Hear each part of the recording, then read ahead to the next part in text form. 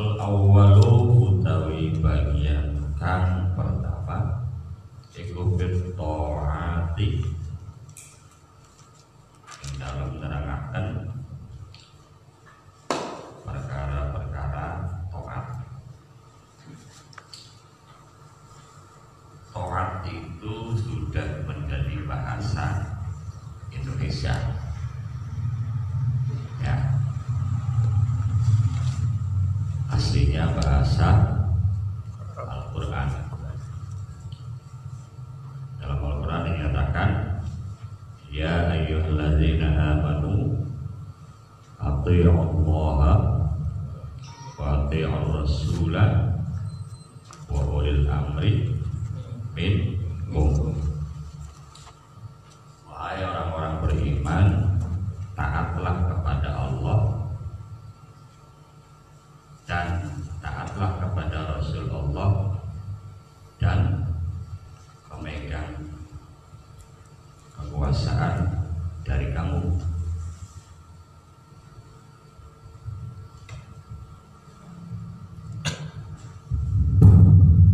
Sebelum membahas hal-hal taat,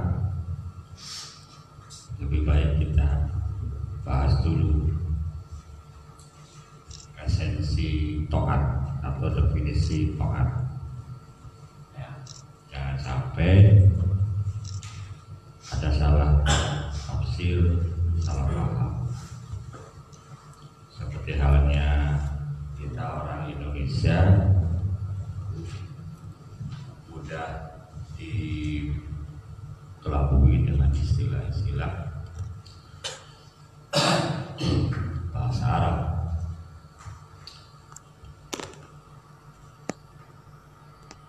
Kita tahu sekarang ini banyak orang mudah mengatakan istilah haram, haram, haram, haram, haram. Seolah-olah itu bahasa agama,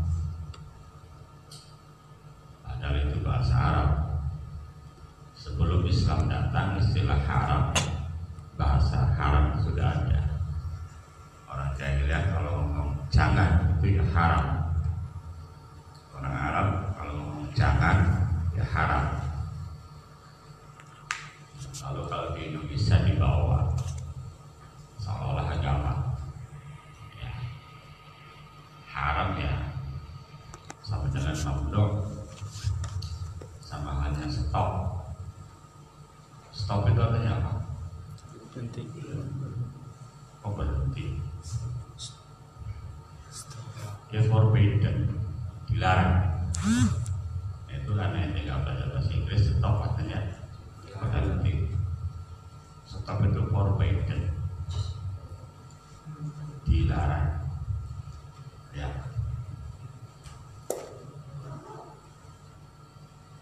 Ya kalau berhenti ya berhenti. Tidak lagi.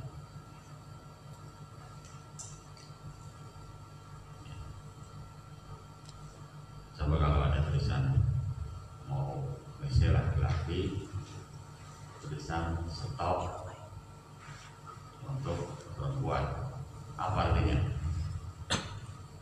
Ya dilarang masuk, gitu kan? Bukan berhenti, berhenti.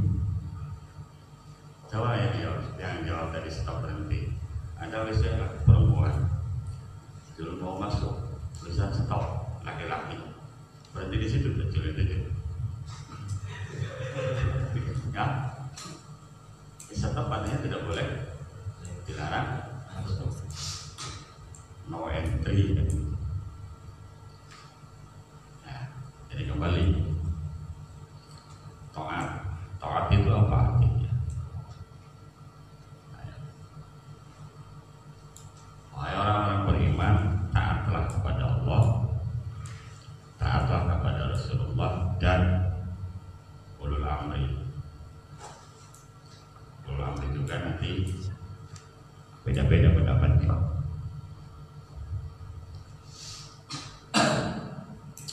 Taat itu artinya al-qudur wal inqiyad.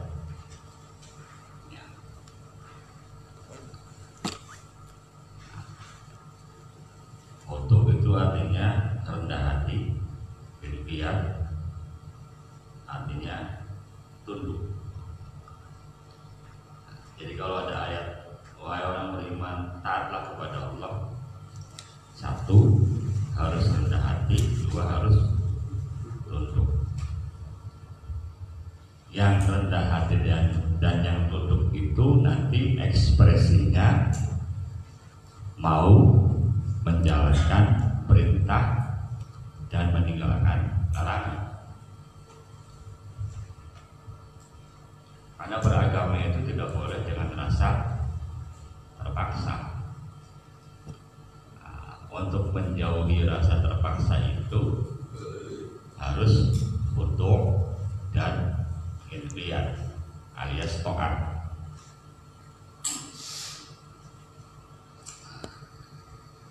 Saking pentingnya taat, Allah menyatakan dalam hadis qudsi, kalau kamu pengen seperti saya, kata Allah, ikutilah saya, taatilah saya. Bahasanya kayak gitu, ati'ni, ati'uni. Kalau kamu manusia pengen seperti saya, taatilah saya. Mau nggak? Mau yang mana? Yang mentaati atau yang pengen seperti Gusti Allah? Nah, ini kan. Kalau pengen seperti Allah, taatilah Allah. Sementara kita mentaati Allah saja, berapa? Separuh-paruh atau seperempat-seperempat atau seon-seon. Nah, ini mentaati Allah yang wajibnya saja, yang sunahnya nanti kalau sudah tua. Aja. Tuanya nggak nyampe. Mati dikit. Ya, bukan soal mati duluan, Mas. Sudah tua nggak kawin-kawin. Oh, apa? Ya, padahal nikah itu perintah Allah. Jadi harus nikah itu juga sarjana nggak nikah buat ngapain kan?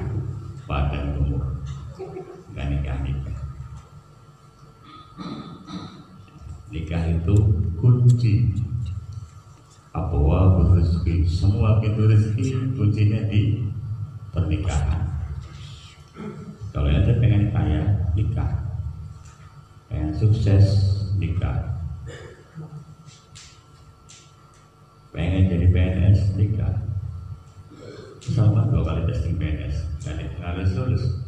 Karena nggak punya istri, nggak punya anak, nggak ada yang mendoakan, nggak ada kebutuhan nyata. Ya, kalau soal nikah enak ngomongnya. Nanti ini bukan hanya pernikahan, nanti lah. Itu cabang dari perintah Tuhan, itu salah satunya nikah. Nah, kita kembali, untuk mentaati Tuhan dibutuhkan syarat rendah hati dan kepasrahan. Itu taat. Lawannya taat adalah apa? Maksiat. Maksiat itu artinya melanggar perintah Tuhan, padahal tahu itu salah. Jadi kalau nggak tahu bukan maksiat, John. Orang nggak tahu. Ya ada lubang, lewat jeblos. Kalau tahu nggak mungkin jeblos kan? Iya. Jadi jeblos boleh nggak? Jeblos lubang boleh kan? Boleh, tapi sekali aja ya, jangan 2 kali. Masa kejeblos lubang 2 kali? Jatuh bangun, jatuh bangun, tapi jangan jatuh lagi. Jangan kira udang dulu. Lagunya cukup sekali. Ya. Maksiat itu artinya apa? Melanggar perintah Tuhan dan kita tahu. Kalau nggak tahu namanya bukan pelanggaran, ya ketidaktahuan. Dosanya 1 karena tidak belajar. Kalau yang tahu melanggar, doanya dosanya 2. Oke? Ada pertanyaan? Ada. Bismillahirrahmanirrahim. I'lam anna awamirallahi ta'ala faraidu wa nawafilu. I'lam, ketahuilah, anna, bahwa awamirallahi, perintah-perintah Allah subhanahu wa ta'ala, iku faraidu, ada kewajiban-kewajiban, wa nawafilu, dan anjuran-anjuran, sunnah-sunnah. Perintah Tuhan yang ada di Quran, yang ayat Quran 6666 itu, ada ayat-ayat yang sifatnya perintah, ada yang larangan. Yang perintah itu namanya fardu, bahasa Indonesianya perlu atau wajib. Anak pandang ini perlu apa? Perlu penting apa ya? Penting perlu. Betul-betul kan? Perlu itu unsur serapan dari bahasa Arab. Fardu jadi perlu. Ya, kalau wajib sudah di Indonesia kan jadi wajib. Setiap hari Senin wajib pakai pakaian baju putih, celana panjang, hitam. Itu wajib bahasa Indonesia. Nah, kalau wajib bahasa agama, urusannya dengan Tuhan. Kalau fardu, maka perintah yang sifatnya wajib itu Rasul mali, laksana modal awal, wahwa, modal awal itu aslut tijarah, fondasinya perdagangan, pokok dari perdagangan. Wabihi, dengan modal itu tahsulu, kamu akan mendapatkan an-najata, keselamatan. Perbuatan wajib itu laksana modal kalau orang mau bisnis. Nah, dengan modal itu Anda akan selamat. Jadi kalau pengen mencari keselamatan di dunia atau di akhirat, yang paling pertama harus Anda lakukan adalah melaksanakan perintah yang wajib.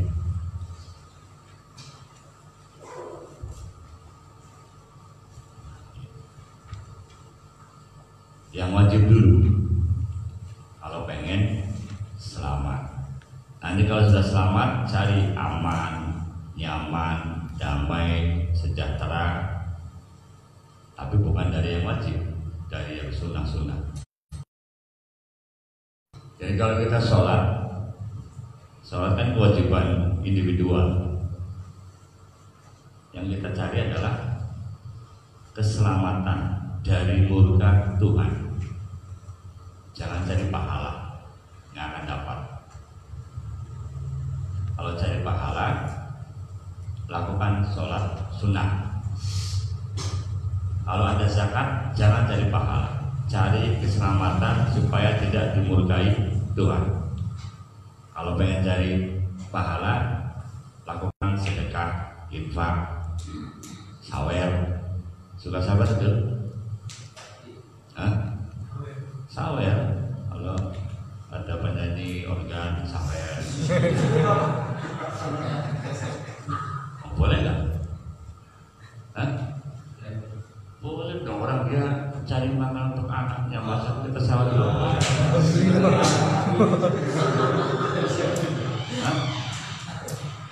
Iya, bayangkan kalau penyanyi orang kan pendapatnya sedikit, lalu nggak bisa untuk beres PP anak sekolahnya, lalu nipu-nipu, juri-juri, ente yang dosa, yang undang.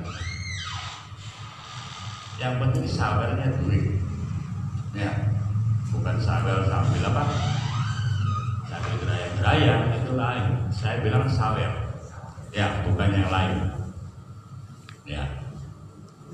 Sabar duit, bukan yang lain. Kalau ente kerjain yang lain bukan urusan saya tuh.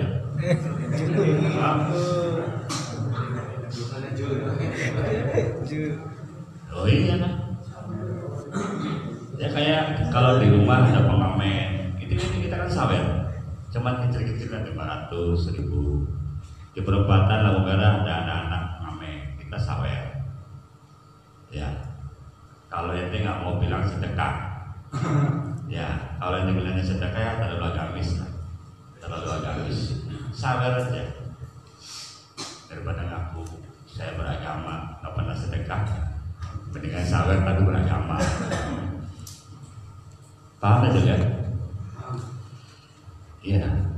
Ingat tuh, sawer duit, kau penyanyi organ. Titik. Kalimatnya jangan ditambah-tambahin.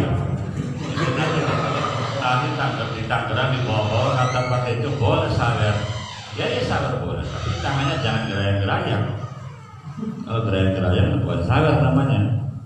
Itu namanya cari kesempatan. Hah? Oke, Yong. Ya, sampai sabar ya, Yong. Kalau ketawa, orang dapat pahala yang mau. Suka. Karena ternyata daripada zakat kita nggak pernah, kita itu kebanyakan sedekah, infak. Ya, orang kalau zakat, enggak, padahal murah zakat itu. Kalau punya uang 1 juta, zakatnya berapa? 20.000, ya kan? Lebih dari itu, gitu ya. Tidak santri, tidak sarjana lah. Oh enggak, pura-pura nggak tahu. Alasannya, Pak nggak zakat. Aduh, buru-buru zakat, utang saya kan masih banyak anu. Alasannya ini teman-teman. Padahal kalau ditaksir omsetnya 700 juta, ya kan? Tapi kan uangnya masih di orang lain macam-macam lunak-lunak, bukan urusan zakatnya zakat. Itu bukan, kan nggak mau. Uang-uang yang dipegang orang berapa? Total 700 juta. Utang kita berapa? 50 juta. Berarti 650 juta. Dizakati 2,5%-nya. Paling 100.000. Gak besar zakat, cuman ya itu setannya paling hobi orang gak mau bayar zakat. Makanya zaman setelah Rasulullah wafat ada komunitas yang anti bayar zakat karena pemahaman mereka zakat itu upeti. Mengapa orang Madinah dulu pada Nabi mau bayar zakat? Karena dianggapnya upeti. Nah, setelah Nabi wafat selesai upetinya, padahal zakat itu perintah agama. Jadi kalau sekarang banyak orang ogah bayar zakat, memang dari dulunya, ya, dari dulunya di Indonesia kan jadi masalah besar. Umat Islamnya banyak, kaya-kaya, bikin masjid sepanjang jalan, minta-minta, kan malu-maluin. Ada cukup satu orang tangwasi, tambah ibana, selesai masjid. Itu karena pertama tidak mau berzakat, kedua distribusi zakat lebih gede diambil. Terus terang aja, ingat, lihat yang banyak bagiannya ambil. Makanya rame-rame bikin rumah zakat. Nanti yang kaya ya itu saja. Padahal gunanya zakat itu supaya kekayaan tidak nomplok pada satu titik. Makanya di mana-mana masjid itu rumusnya satu, nggak jadi-jadi. Dua, kalau menjadi tahunan. Yang ketiga, panitianya ganti-ganti. Bahkan ada yang keempat, panitianya mati, masjid belum jadi. Itu masjid di Indonesia. Itu gara-gara ogah bayar zakat. Padahal zakat itu kewajiban. Kalau pengen selamat, ya zakat dulu, baru apa tuh?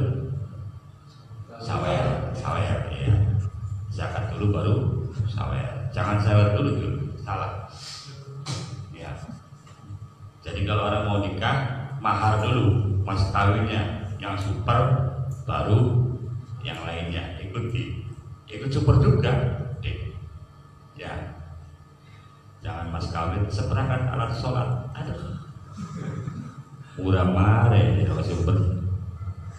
Ori lulu akal-akal, saya mas kawin apa cung? Seperangkat alat sholat. Apa? Ya. Kelompok bahasa sedang.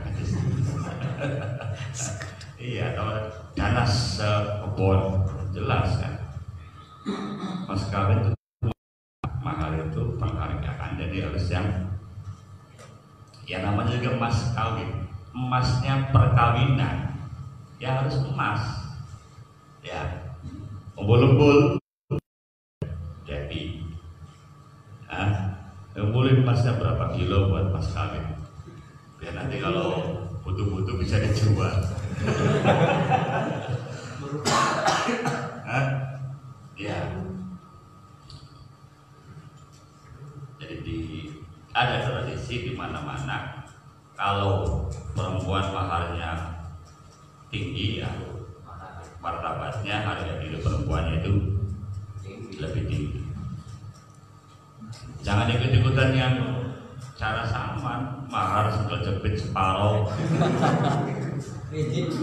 utang, itu cara-cara sama. Zaman bungan masa modern. Apakah zaman dulu zaman perang tidak punya beras, tidak punya apa? Ya alasannya Salman kan zaman dulu ada mas kawin sedang jepit segugal. Sedang jepit kan paling-paling bisa membakar liwat. Itu contoh apa? Perintah yang wajib. Yang wajib sedikit. Syahadat, sholat, zakat, puasa, haji. Haji itu bagi yang mampu. Kalau nggak mampu nggak usah haji, nggak apa-apa. Zakat juga bagi yang mampu. Jadi kewajiban cuma dua, kita sholat dengan puasa. Tuh enaknya jadi orang Islam tuh begitu juga macam-macam. Puasa nanti nunggu setahun sekali. Ayo. Sholat jarang-jarang. Ya kadang-kadang tuhur nanti berhenti lagi asar, jarang-jarang kan? Tiap menit sholat kayak apa? Dakocan. Itu pun kalau ingat, kalau nggak ingat nggak sholat kan? Nggak apa-apa orang nggak ingat gitu pak. Kalau orang nggak ingat kan ingatannya nggak ada kan? Iya.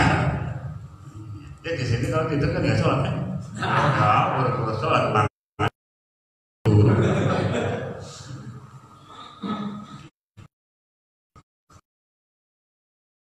Ada kerendahan hati, ada kepatuhan, biar enteng hidup. Jangan bayangkan yang sulit-sulit. Dan Tuhan itu tidak pernah menilai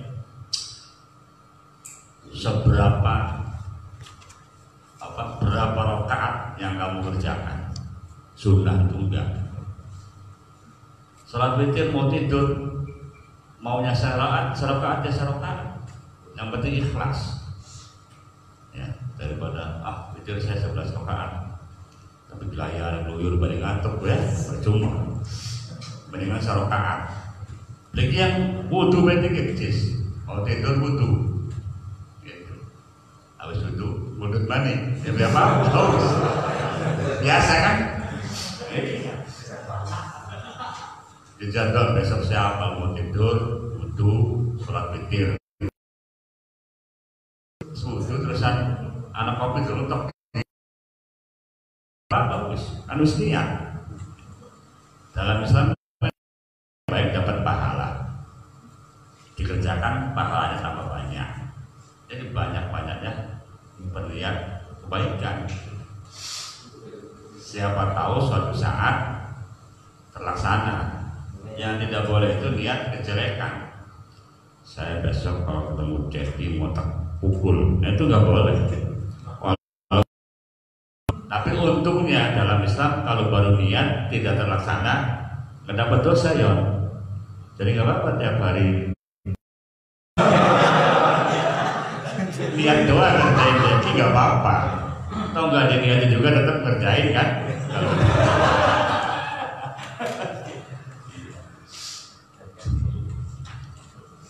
Jadi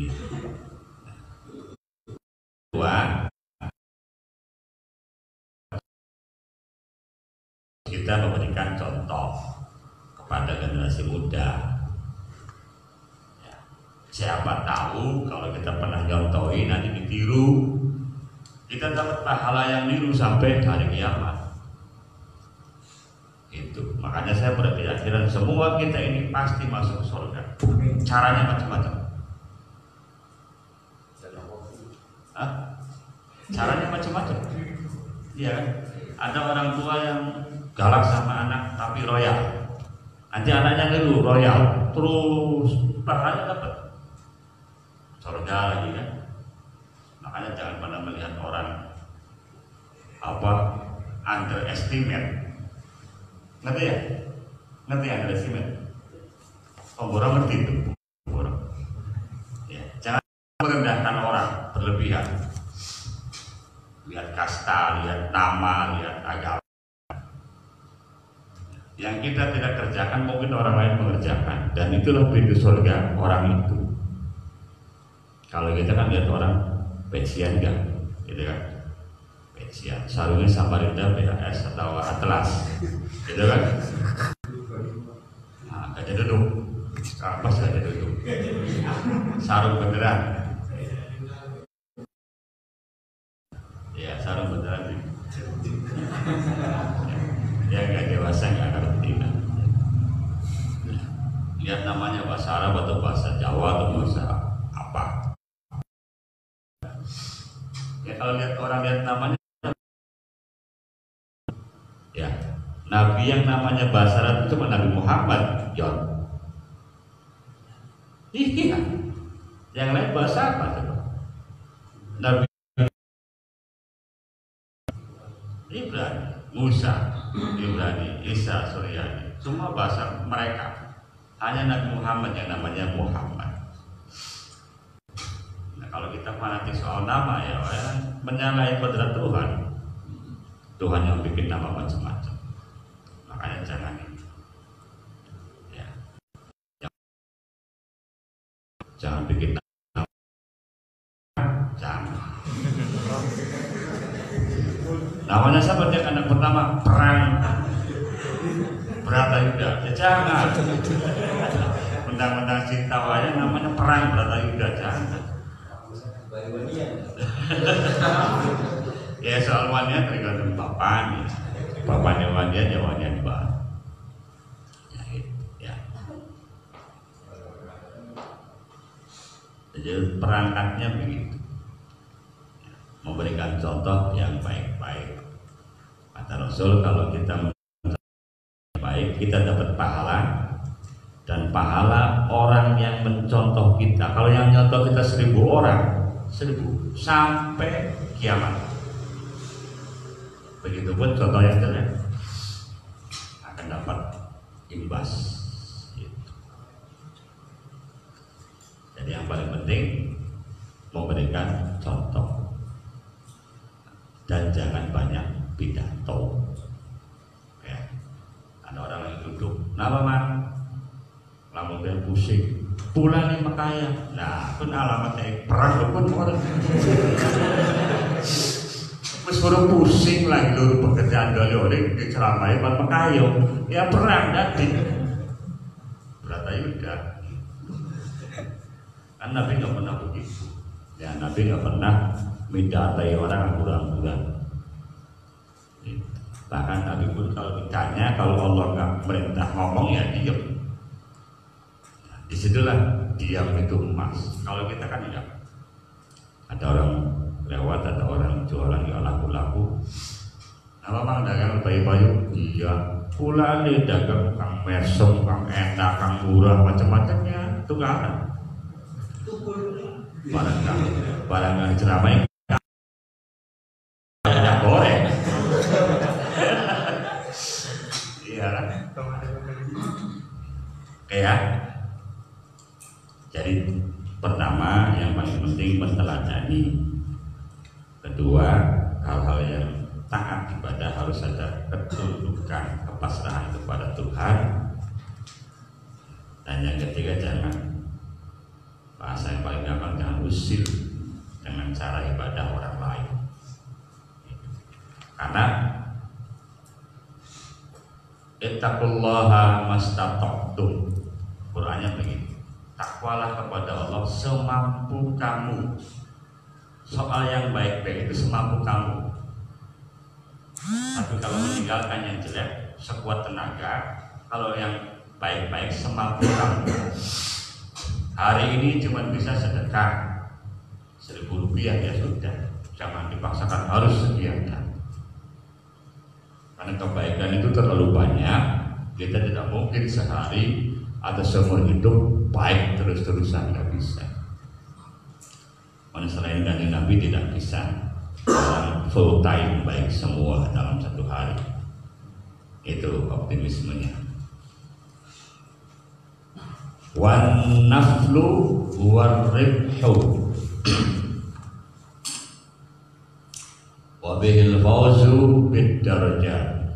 Kalau tadi yang baik, yang wajib itu untuk mencari keselamatan, laksananya modal awal. Wan naflu, sedangkan perintah yang sunnah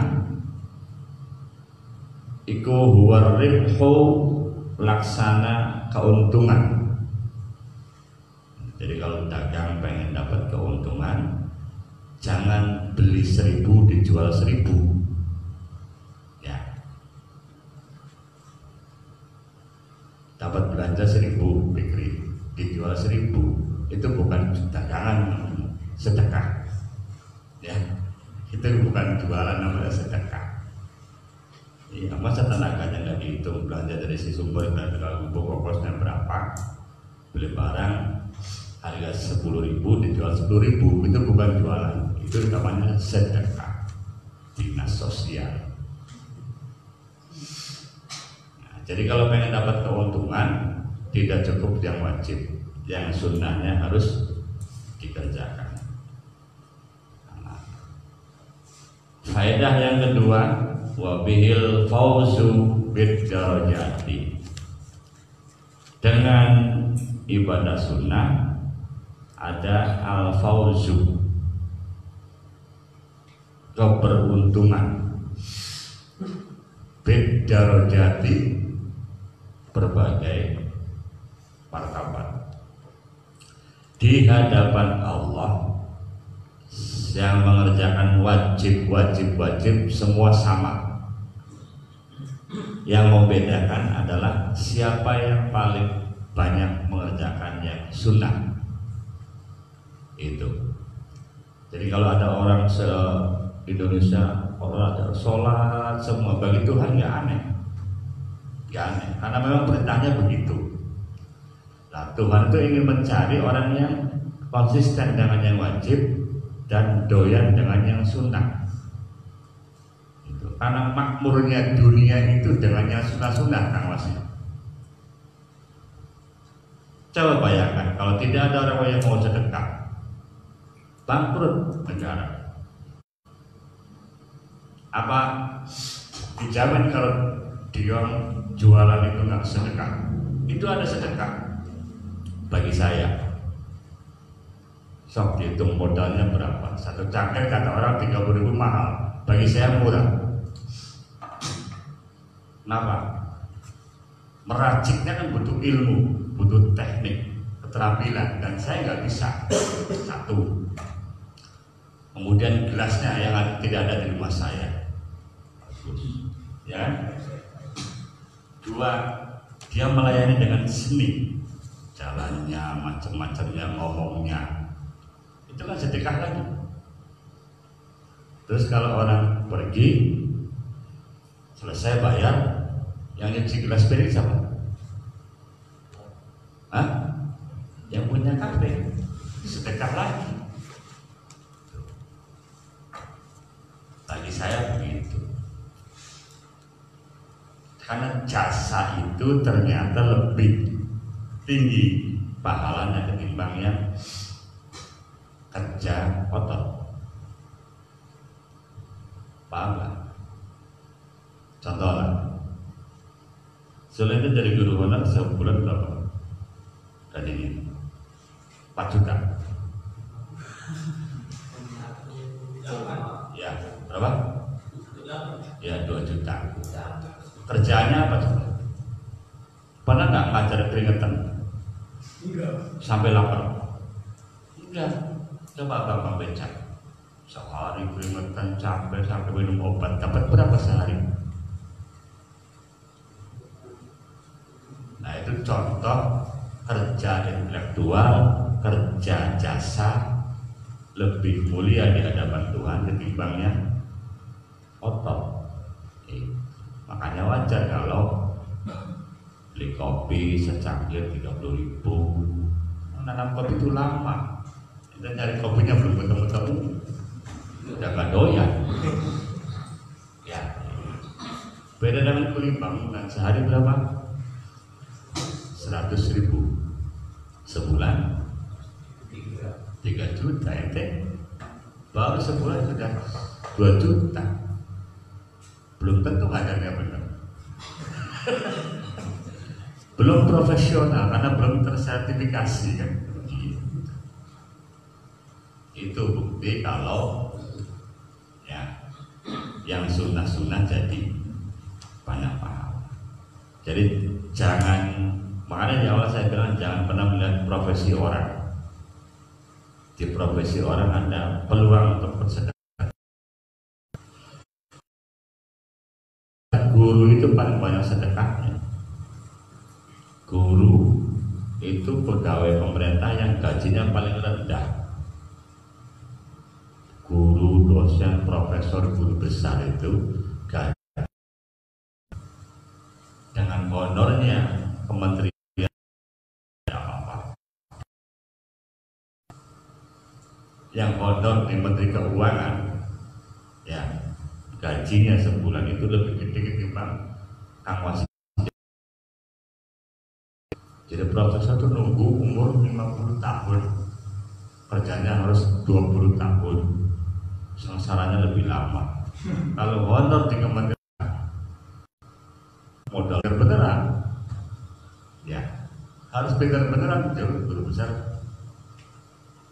Tapi honor di kementerian, ya nggak ada apa-apanya.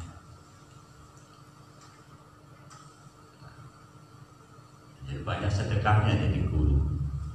Makanya walaupun guru itu selalu disia-siakan, tidak kapok-kapok, kuliah lagi di tarbiyah lagi.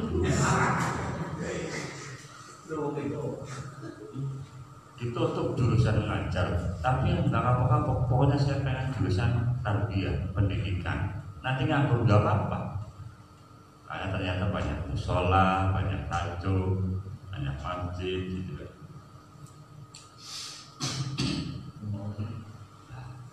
Dan bagi saya yang milih profesi keguruan itu orang yang dapat hidayah dari Allah. Karena sudah tahu tidak menguntungkan tapi mencintai duit dunia pendidikan. Kalau tidak mau jadi guru, pilihannya kata Rasul apapun profesi Anda, yang penting dengan keringat Anda. Kalau kata orang dulu, kalau nggak mau jadi petani, jadi pedagang. Itu cara kalau pengen cepat kaya. Pikir kan dagang. Jadi pikir dagang, kuliah sama dagang, cepat suci. Jadi yang lagi dagang yang rajin. Cuma dagang zaman sekarang macam-macam. Ada dagang online, ada dagang offline. Kalau dulu kan dagang dia meter keliling kampung, kalau sekarang ya. Dan lebih berkah. Kalau jujur, pedagang jujur, jaminannya pertama masuk surga. Ya, nyalip, yang lain disalip. Asal jujur. Kedua, barokah. Ketiga, cepat kaya. Keempat, yang paling penting ya, nggak ada yang ngatur-ngatur. Kalau dagang, saya majikan saya, bukan majikan orang lain. Kalau guru itu anak buahnya kepala sekolah. Dosen anak buahnya dekan, anak buahnya rektor, anak buahnya menteri. Diatur-atur, nggak bisa sama maunya. Kalau dagang bebas. Makanya Ajis lebih pilih dagang apa, Jis? Telur. Dagang telur putih. Isinya ya ada kuning ada putih, tapi namanya telur putih. Ya. Qala sallallahu alaihi wasallam. Ini hadis untuk motivasi kita supaya senang yang sunnah-sunnah, senang yang di luar yang wajib. Yaqulullahu tabaraka wa ta'ala, Allah tabaraka wa ta'ala berfirman.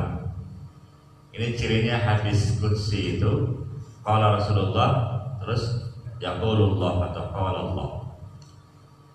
Sedikit saya jelaskan, hadis qudsi itu posisinya di bawah Al-Quran. Jadi kalau dalam Islam yang paling tinggi itu Al-Quran, di bawahnya hadis qudsi, baru hadis-hadis yang lain. Dengar aja ya, nanti mikirnya nanti, dengerin aja.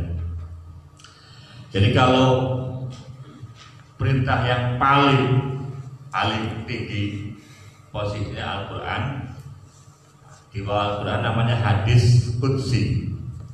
Hadis qudsi itu maknanya dari Tuhan, kalimatnya yang bikin Kanjeng Nabi. Kalau Quran, kalimat dan maknanya dan macam-macamnya langsung Tuhan. Nah kalau hadis qudsi, maksudnya dari Tuhan, kalimatnya yang bikin Kanjeng Nabi. Ya, makanya selalu yaqulullah. Jadi Allah ngomong langsung kepada Kanjeng Nabi. Makanya posisinya dia di bawah Al-Quran. Dan biasanya kalau hadis qudsi itu untuk orang-orang yang menengah ke atas, otaknya menengah ke atas, jelas habis lah kalimatnya seperti itu. Makanya jarang muncul, tidak di sembarang kitab ada. Ya, beda dengan apa? Kullu bid'atin dolalah. Anak aman juga tahu. Aman kambing juga tahu, ya, karena tidak jelas hadis, ya, atau innamal a'malu binniyat, semua orang tahu, gitu. Tapi kalau ada hadis, kullu bani Adam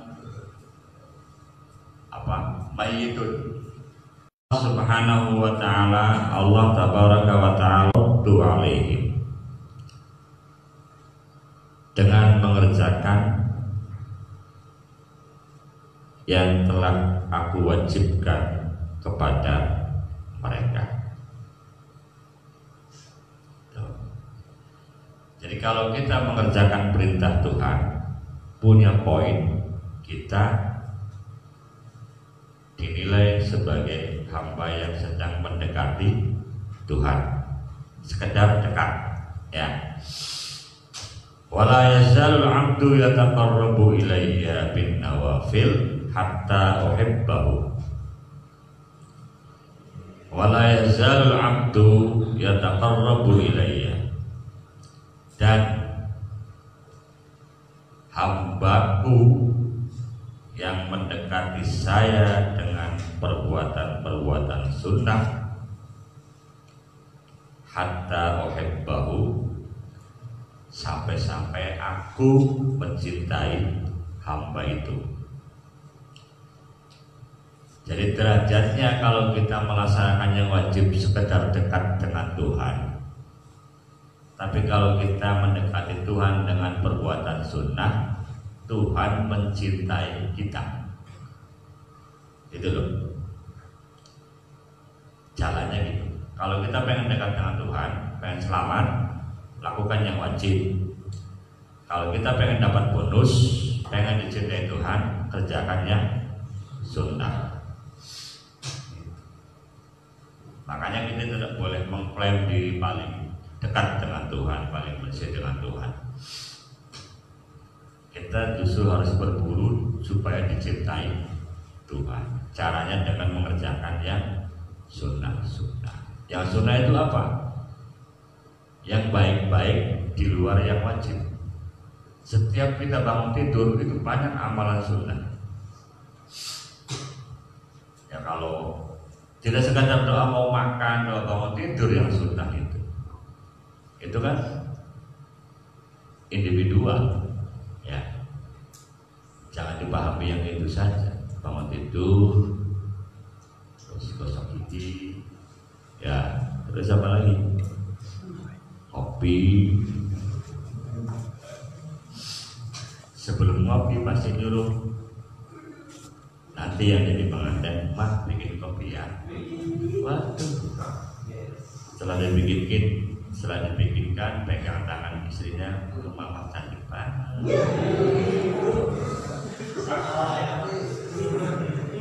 Terus kopinya harum wangi, tapi lebih harum, lebih wangi tangannya mama. Cium.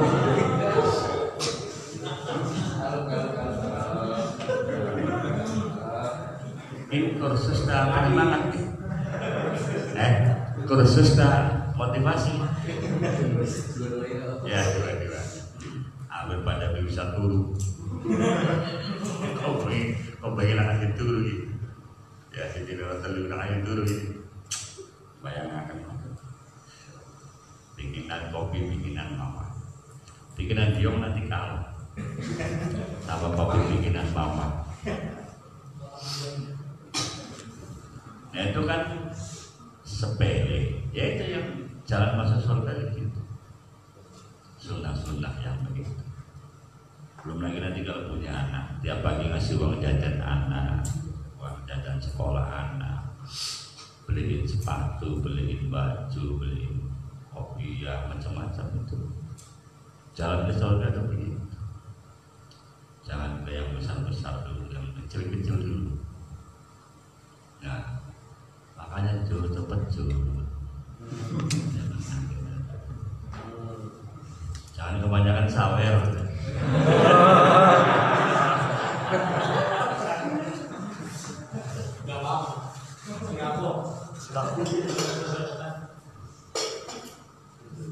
Dikumpulin buat mahar. Ya. Jadi kalau mengerjakan yang wajib sekedar dekat dengan Tuhan, kalau melaksanakannya hobi yang sunnah-sunnah, Tuhan akan mencintai kita. Apa enaknya dicintai Tuhan? Ini Tuhan yang ngomong. Fa idza ahbabtuhu, kalau aku sudah mencintai hamba manusia, kuntu sam'ahu, saya jadi pendengaran dia. Ya, kalau aku mencintai hambaku, aku menjadi pendengaran dia. Hebat ya? Kuping kita ini Jul, yang mendengarkan bukan kuping itu tapi Tuhan. makanya tidak akan salah. Alladzi yasma'u bihi wa basaruhu alladzi yubsiru bihi, dan aku akan menjadi penglihatan dia. Jadi pendengarannya pendengaran Tuhan, penglihatannya penglihatan Tuhan. Wa lisanuhu, dan aku akan jadi lidah orang yang aku cintai. Alladzi yantiqu bihi. Jadi jangan heran kalau ada orang mabok ketemu Tuhan ngomong macam-macam. Karena kalau Tuhan mencintai kita, kita ngomong ini bukan kita yang ngomong, Tuhan yang ngomong. Pinjam. Gitu. Ya. Wayadahu, dan tangannya juga tangan Tuhan. Warijlahu, dan kakinya kaki Tuhan.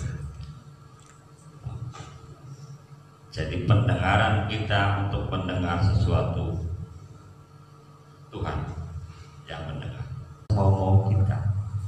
Dan kalau Tuhan yang menggerakkan, kita hanya wayang, dijamin yang kita kerjakan serba baik, serba benar. Contohnya Kanjeng Nabi. Itu ya. Kalau ingat pelajaran syarah hikam, kalau Tuhan mencintai seseorang, Tuhan panggil malaikat Jibril. Jibril, sini. Kumpulkan semua penduduk langit, proklamasikan kalau Allah mencintai hambanya yang bernama A. Di langit terkenal itu. Nah, di bumi, di alam nyata, orang yang dicintai Tuhan, tangannya itu selalu Tuhan yang menggerakkan.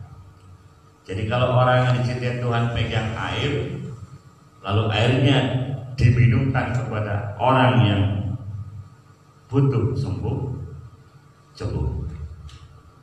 Kenapa? Karena air itu dari tangan orang yang dicintai Tuhan. Tangannya orang yang dicintai Tuhan selalu dipegang oleh Tuhan. Mari kita berlomba-lomba supaya dicintai Tuhan dengan cara mengerjakannya sunnah, konsisten dengan yang wajib, doyan dengan yang sunnah, semampu kita. Kalau Al-Quran menggariskan gampang, qul in kuntum tuhibbunallah fattabi'uni yuhibbukumullah wa yaghfir lakum. Kalau kamu mengklaim mencintai Allah, syaratnya gampang, ikuti Rasulullah. Dan hebatnya Allah itu, kalau kita nurut satu, Tuhan ngasih minimal 2. Kalau kita ngerasa cinta Allah, cinta Rasul, Tuhan pasti mencintai kita dan mengampuni segala dosa kita. Hebatnya di situ. Jadi kalau Tuhan perintah satu persoalan, kita akan dapat 2, minimal 2 kebaikan. Itu bukti kalau Tuhan kita, Allah, murah meriah. Ya. Jangan membayangkan Tuhan itu adil, tegas. Wah, repot ente. Adilnya Tuhan itu nanti untuk di akhirat, bukan untuk di dunia. Percaya beli? Adilnya Tuhan diterapkan di akhirat, bukan di dunia. Percaya nggak? Percaya beli? Apa bukti?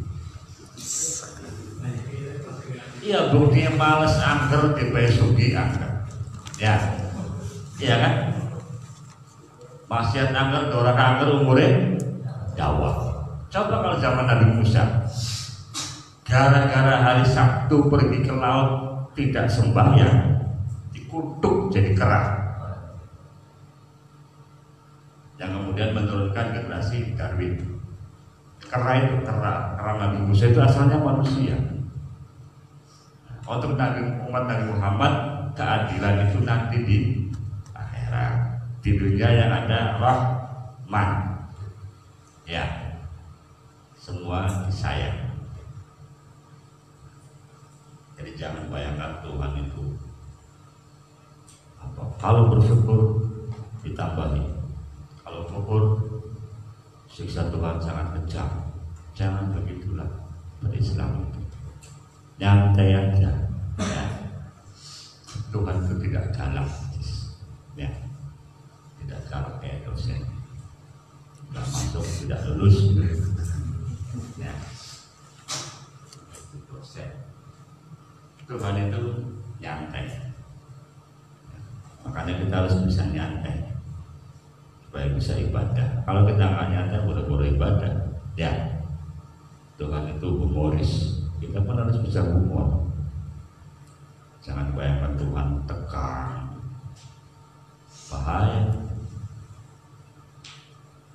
Yang tegang-tegang itu Fir'aun, ya, Fir'aun. Tuhannya kita nyantai, sering guyon. Kalau kita nyantai dan guyon, coba jangan di malam guyon dengan Tuhan, bisa nggak? Banyak perintah-perintah Tuhan yang kemudian ujung-ujungnya tidak dilaksanakan, tidak apa-apa, ya kan? Itu bukti kalau Tuhan murah, tidak saklek, ya. Yang penting kuncinya tadi, taat itu artinya pasrah, rendah hati dan pasrah. Yang penting tidak ada rasa melawan Tuhan, itu yang tidak boleh. Kalau yang malas ibadah, ya manusia wajar. Yang penting tidak menentang Tuhan. Kalau tidak sanggup, ya Tuhan, saya tidak sanggup. Gampang kan? Nah, itu namanya lobby. Ya buktinya kamu nggak nurut orang tua kita, Tuhan tidak. Jadi kuncinya itu untuk bisa taat, rendah hati, pasrah sama kemauan Tuhan. Nah, urusannya kalau soal memahami kemauan Tuhan berarti urusannya tidak lagi akal, tapi hati dan intuisi. Supaya hati intuisi kita lembut, tajam, berbanyak yang sunnah. Karena sunnah itu bahasa Arabnya mustahabun, dicintai. Artinya kalau kita mengerjakan yang sunnah, itu alamatnya kita dicintai Tuhan, ya. Sunnah itu bahasa lainnya mustahab, dicintai. Jadi kalau kita mengerjakan yang sunnah, itu kita bakal jadi orang yang dicintai Tuhan. Makanya kemuliaan itu diperoleh dengan cara mengerjakan yang sunnah. Buktinya yaitu tadi, Tuhan bikin bulan Maulid Nabi. Itu bukti kalau Tuhan pengen mencintai umatnya, supaya umatnya mencintai Tuhan. Maulid sudah, nanti ada bulan Rajab, ada upacara Rajab, ada bulan Sya'ban, istilahnya nisfu Sya'ban, ada Ramadan puasa. Ramadan tidak hanya puasa, ada taraweh. Itu kan sholat tahunan kan, ada taraweh. Sholat taraweh nanti Syawal, ada zakat fitrah, ada tabligh, takbir lilin, ada petasan, ada macam-macam. Itu kan saking sayangnya Tuhan. Petasan kan katanya membahayakan, tapi kan itu kerjaan orang-orang kampung yang cuma kerjaannya setahun sekali jualan itu. Kalau di Cirebon ada orang jualan kembang selasi, nanamnya bulan Rawah, puasa dijual, Syawal untuk ziarah kubur, selesai itu tutup. Hanya itu saja. Belum lagi nanti tahun baru orang jual trompet. Jangan lihat tahun baru trompet dijual untuk siapa. Pokoknya orang bisanya cuma bikin trompet, dijual setahun sekali. Nah itulah. Jadi banyak sarana Tuhan menciptakan kita untuk lebih sayang dengan sesama itu. Momennya banyak. Belum lagi nanti momen khitanan. Orang harus saling membantu dengan tetangga. Dari khitanan bisa beli sepeda, bisa beli motor, bisa beli HP ya. Karena khitanan. Ya kan? Coba kalau nggak khitan, nggak sunat. Mulanya mau lanang kudu sunat. Ambil duit HP, duit sepeda kudu sunat itu. Dan ketika disunat dihitan, ente boleh nangis sekeras-kerasnya untuk pancing perhatian orang sayang ente. Ngasih uang blok. Ya. Tapi laki-laki nangisnya cukup sekali, waktu sunat saja. Tidak boleh nangis yang kedua, apalagi ketiga. Betapapun sakit hati diputus berkali-kali, nggak boleh nangis gitu. Kalau ente nangis, saya sunati yang kedua kali, habis nanti ya. Karena darah pengorbanan awal laki-laki itu ketika dihitan, kesananya tidak ada. Macam perempuan dikasihkan menstruasi tiap bulan, yang kotor-kotoran sudah bersih. Kalau laki-laki ya harus makanya laki-laki kadang-kadang harus kebeler ya, tusuk sate gitu, nggak apa-apa. Dan itu tidak tiap bulan. Kalau perempuan tiap bulan keluar darah, dan darahnya itu sakit kalau keluar itu. Kalau nggak percaya nanya sama istrinya Dion.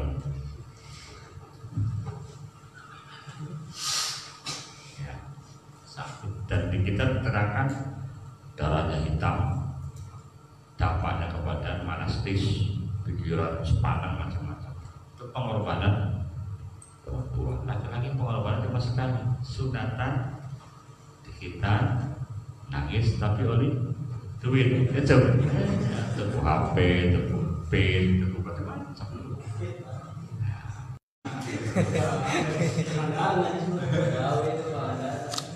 Itu mukadimah tentang taat.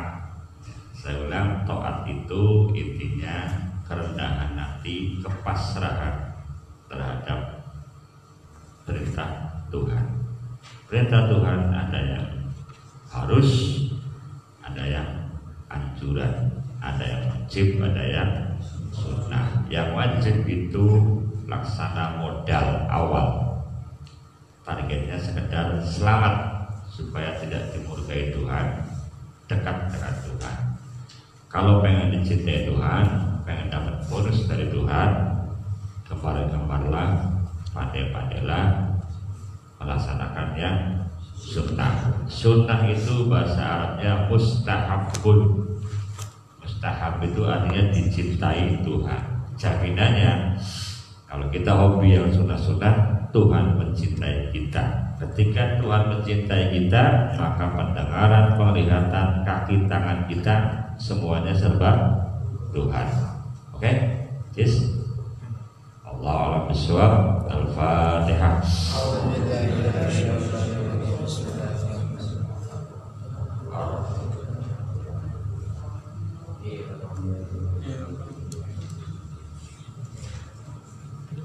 Allah peminggu Bang Abudan.